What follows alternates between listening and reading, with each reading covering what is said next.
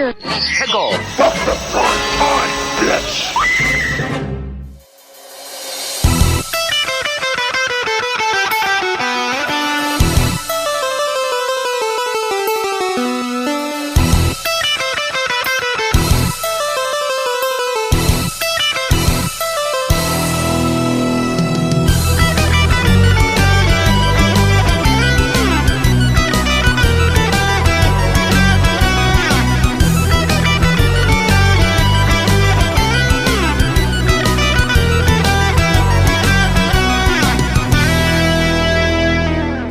Here, and this is just going to be a very quick, short prototype mini-sode, just because we wanted to make sure we got our first impressions out for Immortals Fenyx Rising, as we are allowed to now have initial thoughts, reviews, and so on out, and we're going to break it up actually into two sections, similar to what we've done with our last bit of coverage for Ubisoft games, but for a different reason. This isn't a case of we're playing it on previous gen and the next gen. We're basically playing this only on next gen hardware because we only have next gen hardware nowadays. I guess lucky us, right? Now, I'm playing this on PlayStation 5. Birdman is playing it on the Xbox Series X. He had previous commitments to complete Hyrule Warriors Age of Calamity and a couple other titles that hindered him from being able to start. So I got a head start on the review copy. He's starting as of my recording right now. So the idea is to come back in about 4 or 5 days, maybe a week, and just before we take our major break so that we can have our final review, more of an extended talk where we can talk about everything we liked, disliked, if there's much to discuss in that realm, as well as just overall deeper individual thoughts on the game. But I wanted to give my thoughts because this is actually the first title I've ever streamed. I did some stream testing a little bit when I tried out the Xbox to stream Assassin's Creed Valhalla, and it turns out the built-in streaming capabilities are severely lacking, at least at launch for the Series X. For the most powerful console out there, it resorted to only outputting 480p video, 480p 30, and it turned everything super dark because it didn't know how to interpret HDR to standard dynamic range when outputting, and I had no idea that it was doing that. It didn't have any built-in overlays or anything, and it was not nearly as intuitive as I hoped it. I have a suspicion that's based on them pulling Mixer from their services, and when they canceled that service, it probably hindered a lot of their plans with how things were going to work, because you had to install Twitch and then it didn't work, blah, blah, blah, yada, yada. Essentially, until we either get a third-party capture device and hook it up to our computers, which we're probably not going to do. That's not what we are. We're not PC gamers, really. We're not really into the capture stuff that way. So we're not going to spend extra money on hardware there. We're probably going to be streaming more, if anything, on PlayStation 5, because here's my experience so far. I tried it a little bit with Demon Souls, as well as a little bit with Sackboy, and I worked the kinks out, and then we pretty much were ready to go for when I received my copy of Immortals Fenyx Rising. So I figured this will be a perfect title for us to test our streaming out. I was able to, after finishing around with it, I settled on 720p 60 is the best output, because 1080p 60, which it does support, is actually a slightly lower bit rate, and it results in some compression artifacts that aren't there, and it's just a little smoother 720p 60, which is actually perfectly fine for what we're doing. It gives you a good enough idea of how it works, and it does do a conversion of HDR to downward to SDR, which is fine. So with the technical aspects out of the way, I wanted to get into how the game feels and plays initially to me. So I've ended up streaming about 12 hours over the course of 3 days, a couple longer sessions and one shorter session, and in doing that, I think I got a good feel for the gameplay loop or what's involved in the game, and I'm pretty much in agreement that it's addicting enough that I'll be coming back and playing it for hours and hours. It doesn't seem overly huge and too daunting to play, which is a big plus in my books, because nowadays it seems like every game especially that Ubisoft puts out, is this grand, huge game. Sometimes it's been just for the sake of being big. I'll have to admit, it's the last generation or two, a couple of the Assassin's Creeds hadn't been as good. Valhalla largely fixed a lot of that for me. So they've learned from their mistakes of having these open, giant open world games that are just place markers that you got to go place to place on a map. This actually, as well as Valhalla, really encourages exploration, but it doesn't feel like it's boring. Like there's tons of unique scenery and puzzles and everything to solve. You start out in the game being able to select if you want to be male or female presenting. You can then alter your skin color, hair, and if you slowly go over, if you watched my live stream, which we've uploaded all 3 now to YouTube, you can go back and check them out. If you hover over it, Zeus will give comments on certain hair colors, certain facial features, skin colors, and that sort of thing, and it's got a good amount of humor to it, and some of it might be a little cringy, but the vast majority of it isn't. It's actually quite funny and clever, and I found myself snickering and actually laughing out loud a couple times, which is pretty rare for a video game that's trying to be like goofy funny like this. But I think it sort of hit the right sweet spot for me. You after selecting your character appearance, you start out while the land around you is being narrated as you explore. You start out without any abilities. You grab a sword. You believe it's you think it's your brother's, and you see your brother. You're basically the last of your kind, at least for what we can see.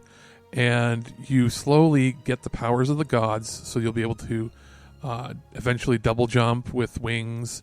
You'll be able to glide with the wings. You'll be able to get bracelets that help you lift things and throw things. Very Zelda-like. There's been a lot of comparisons to Breath of the Wild, and I was not somebody who played Breath of the Wild because I tried 5 minutes of it and I really didn't like it. I know I'm an outlier, but I really, truly did not care for it one bit. And I might go back now. It's been a few years, but I bought it and it sat on my shelf until I sold it to a friend. This feels like a much better evolution of that to me, and that might be blasphemy, me saying that, because you've got a lot of Nintendo fanboying girls out there that'll be like, no, you can't be better than it. But to me it is. Now, it's a bit of a mixture of Breath of the Wild, God of War, a little bit of Assassin's Creed, just a little bit because the engine's obviously based on something similar, or at least the core mechanics of it are similar. And you dash in a little bit of that Hercules and Xena Warrior Princess comedy humor aesthetics to it, and that's what you get. You get Immortals Fenyx Rising. So you climb up towers or climb up statues, survey the land, similar to Assassin's Creed, which opens up the map. You then can spy things that are on the ground, and you can use the R2 button, as it sort of rumbles as you get close to it. A good use of HD rumble, or I guess what they call the adaptive triggers in this. And as you get closer to something, the trigger will get tighter and tighter, and then boom, there it is. You can reveal it on the map and find it, or you can just randomly search and find things. There are areas you can go to that are by far way too difficult to do at the beginning of the game, and I ended up finding some creative ways to get around that, or even exploit certain things. Not like it was a glitch or anything, but I just found the perfect spot to pick people off with arrows. There's an area where if you see enemies that have like a purpley flame to them, that generally means that they are way too powerful for you, at least at the beginning of the game. But I found a spot I could hide where I could fire arrows down at them, and they could throw things at me. They couldn't reach me, and they wouldn't, their health wouldn't respawn or anything or refill. But they couldn't reach me. They could throw things at me, but it wouldn't hit me. So I just had to sit there for about a half an hour, picking them off with arrows, keeping the aggro on them, and it allowed me to get a chest with some items that I wouldn't have normally been able to get till significantly farther in the game. So yay for being creative and cheap. You eventually do the tutorials where they teach you how to do each of the basic powers that you get that are for traversing. And once you do that, you leave the first island after fighting, covering a couple puzzles, fighting some little like mini bosses, but not really like full bosses. and you make your way to a central hub. And once you get up there, it reveals that there's different sections of the world that you're supposed to go and help the gods return to their former glory, because they've been turned into animals and things. And from there, that's when it opens up the ability to upgrade your character. So you can collect ambrosia, which is the food of the gods, and that will increase your health if you get to a certain amount and basically go to an offering on the in the central hub. You collect from doing crypts and dungeons and like little side missions.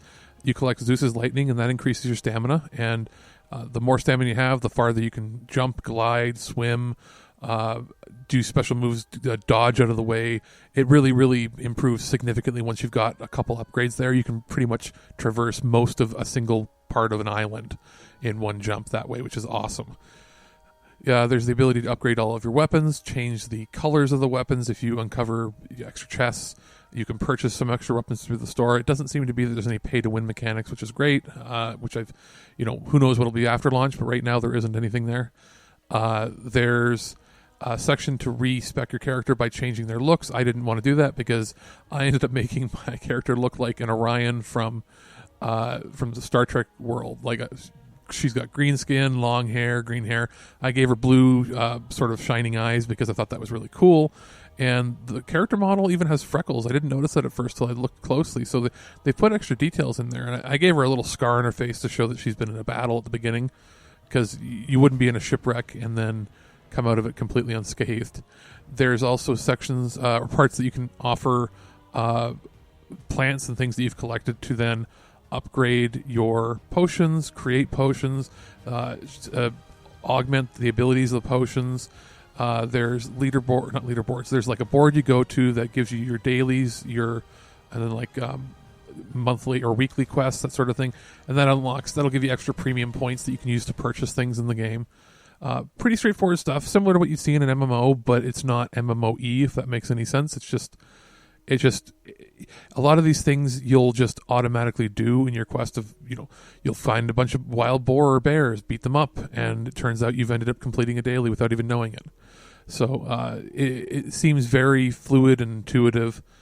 I'm trying to think if there's any other thing you can upgrade. That pretty much covered most of it. Oh, yes, that's right. There's a whole skill tree that you get coins to throw into an offering, and you can use that to upgrade certain abilities, even godlike powers that cost more. So it adds things like being able to dash while you're gliding, do air strikes with your bow and arrow, increase the amount of arrows that you can shoot, or the being able to speed up or slow down your arrows while you're shooting them. So a lot of cool little features that they add there, or being able to lift heavier rocks and move them, which will obviously open up parts of the game later on.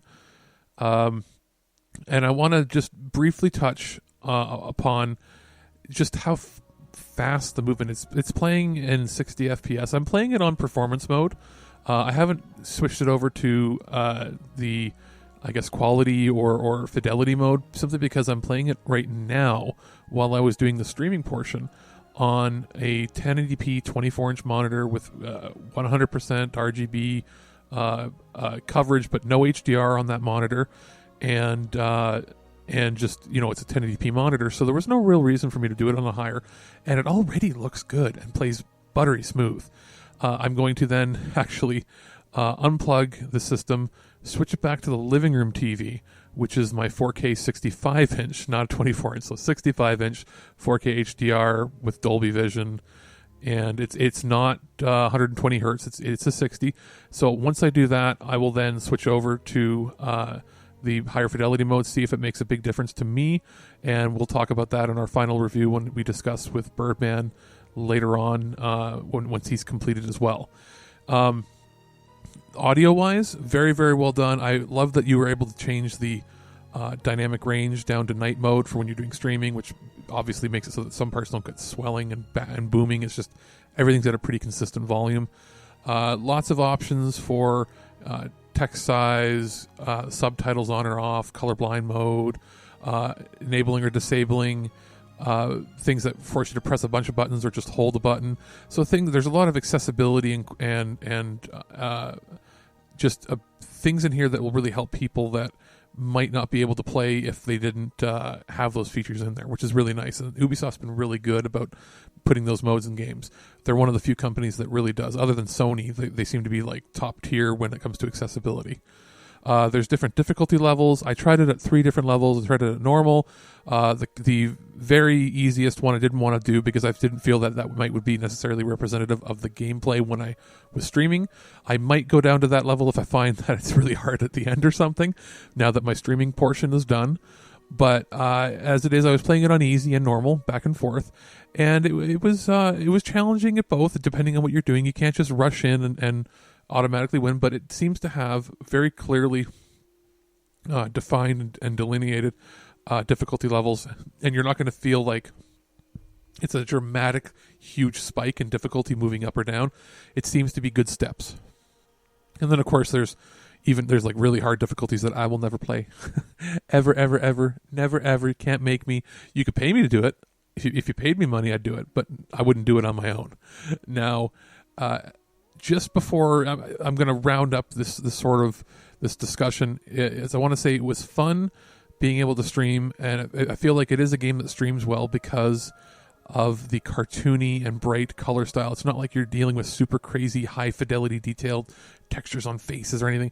It feels like, I don't know, it feels like an N64 game if if you just remastered an N64 game and made it much larger, which is, really appealing to me. So it feels like, I don't know, it feels like a game I would have loved playing when I was like 12, and I still love playing now in my 30s. So I feel like it's going to be something that a lot of people will be able to have a really good time playing. The puzzles are the one thing that can be kind of difficult. I had a few moments where I thought it was the game. I thought it might have been a glitch where my left and right buttons on my D-pad didn't work. It turns out I had to actually reboot my my PlayStation 5. It was a problem with the PS5 because I changed controllers even while I was using it. Still did it, and I was like, could it be the game? Nope, rebooted the system and it worked just fine. So it was just a glitch with the system, which is happening right now, as people are saying. There's a lot of hardware hiccups that are being patched out with firmware updates as we go, but it never reoccurred again. But you can go into the little crypts and dungeons and do extra missions where you can, like I said, unlock things and give yourself upgrades. And some of them have some pretty difficult puzzles. Some puzzles are like picking things up and moving them, moving rocks around a path while pressing buttons to open other pathways or close them at the right time so that the rock doesn't get knocked off the edge.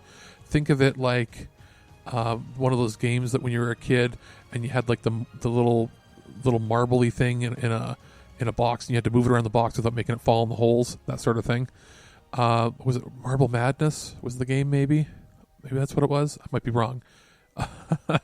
But there's gliding ones where you have to glide between things. There's one of the most fun things for me is you fire arrows and you can steer the arrow, and sometimes you have to steer them through flaming hoops and around a track and without your time running out and closing the loop and setting something else on fire, and that unlocks things, and it always gives you a little ding similar to Zelda would do when it unlocks something.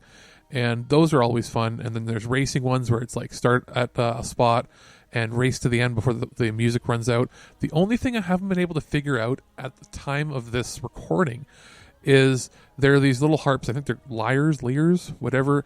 There's big ones in each island, and there's 3 small ones that you are supposed to play and then like memorize the tune that they're playing, and I guess you're supposed to go back to the big one and then unlock it and get something out of that by playing all 3. I haven't been able to see them trigger. I'm wondering if I'm not far enough in, or if I'm supposed to unlock something first that shows me how to do the first one, so that then I can do that. Because I've avoided that on the 2 to 3 islands that I've gone on so far, just because I didn't want to take up time doing that. I wanted to just explore more.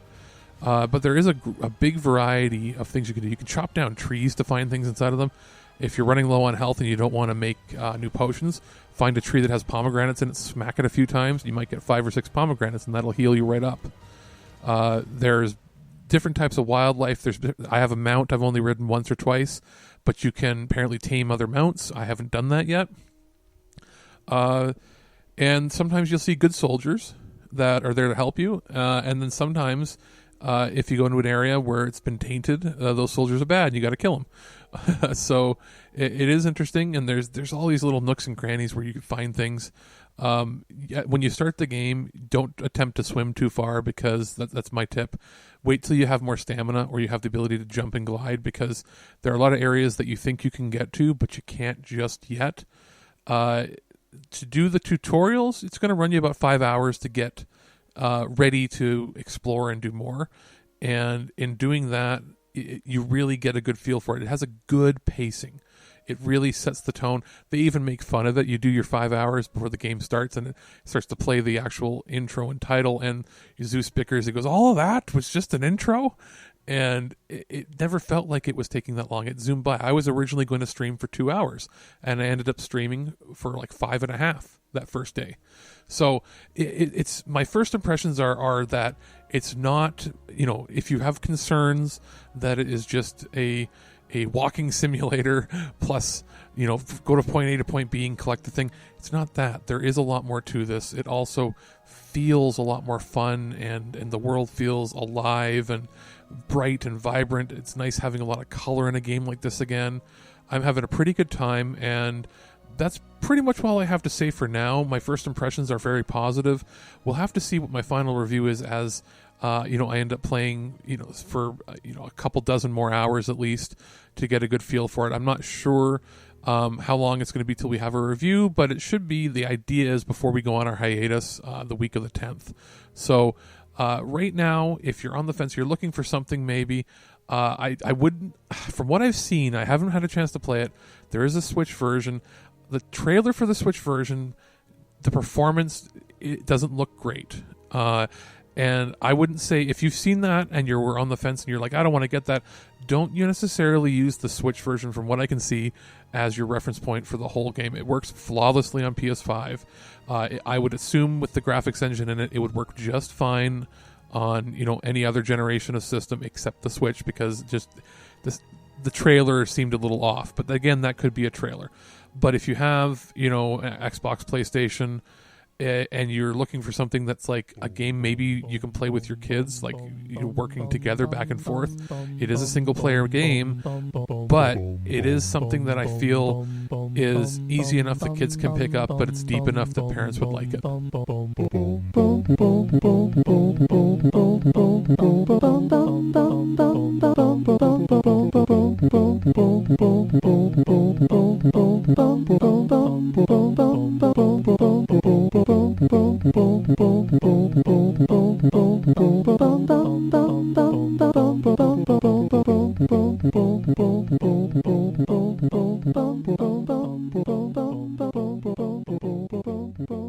At no point in your rambling, incoherent response were you even close to anything that could be considered a rational thought. Thanks for listening to this episode of This Week in Geek. Hungry for more? Check out our website at thisweekingeek.net. You can subscribe to the podcast, browse our Twitter and Instagram, and leave your thoughts on today's topics. If you'd like to give us some feedback, send us an email at feedback@thisweekingeek.net. Tune in next time, and remember, lower your shields and surrender your listenership. We would be honored if you would join us. Thank you for your cooperation. Good night.